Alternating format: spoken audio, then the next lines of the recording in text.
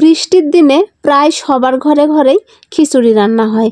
তো আজকে আমিও ভাবলাম একটু খিচুড়ি রান্না করি। তো হ্যালো এভরিওয়ান, আসসালামু আলাইকুম। সবাই কেমন আছেন? আশা করি ভালো আছেন। আলহামদুলিল্লাহ, আপনাদের দোয়া এবং ভালোবাসায় আমিও ভালো আছি। তো তুলির ননদিনীর ছোট্ট এই সংসারে আপনাদের সবাইকে স্বাগতম।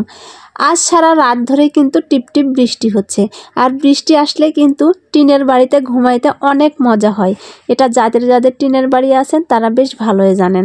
তো কাদের কাদের টিনের বাড়ি আছে সবাই একটু আমাকে কমেন্টস বক্সে জানাবেন। তো আজকে আমি অনেক সকালে ঘুম থেকে উঠে পড়েছি, আর প্রচণ্ড বৃষ্টি হচ্ছে। আমার রান্নাঘরে যেতেই পারছি না বৃষ্টির কারণে।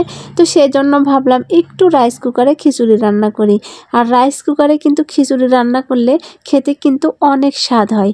সেজন্য আমি অল্প একটু চাল আর বেশি করে ডাল দিয়ে খিচুড়ি রান্নার প্রস্তুতি শুরু করলাম। তো প্রতিদিন তো মেয়ের বা আমার জামাইয়ের পছন্দের রান্না করি, আজকে কিন্তু আমার পছন্দের রান্না করছি। যদিও আমার জামাই এই খিচুড়িটা খেতে কিন্তু অতটা ভালোবাসে না। এই খিচুড়িটা যদি পাতলা হতো তাহলে সে খেতে পছন্দ করে, কিন্তু এই যে ভুনা খিচুড়ির মতো এই খিচুড়ি সে খেতে পছন্দই করে না। তো প্রথমে আমি চাল আর ডাল ভালোভাবে ধুয়ে নিয়েছি। তারপরে কিছু পেঁয়াজ কুচিয়ে রাখছিলাম, কাঁচামরিচ আর তেজপাতা এর ভিতরে দিয়ে দিলাম। এখন আমি আস্তে আস্তে সব মশলা দিয়ে দিব, আর সেই জন্য মশলার বাটিটাও কাছে নিয়ে নিয়েছি। আর এই যে দেখেন লবণ দিয়েছি, এখানে আদা রসুন জিরা একসাথে কিন্তু আমি বেটে নিয়েছি।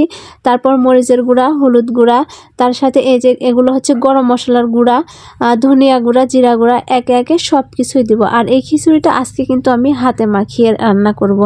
রাইস কুকারে খিচুড়ি হাতে মাখিয়ে রান্না করলেই বেশি স্বাদ হয়। আর আছে তো সুস্বাদুকর খাঁটি সরিষার তেল, আর খাঁটি সরিষার তেল দিয়ে রান্না করলে কিন্তু সব রান্নাই স্বাদ হয়। তো যা হোক, সব মশলা দিয়ে দেখেন আমি আমার শক্তি ঝেড়ে ঝেড়ে এই চালগুলো ভালোভাবে মেখে নিচ্ছি, চাল ডাল। তারপর এখন পরিমাণ মতো আমি পানি দিয়ে দিলাম। তো রান্নাটা আমি যেহেতু বলছি রাইস কুকারেই করব, তো সেজন্য রাইস কুকারে আমি চাপাই দিলাম।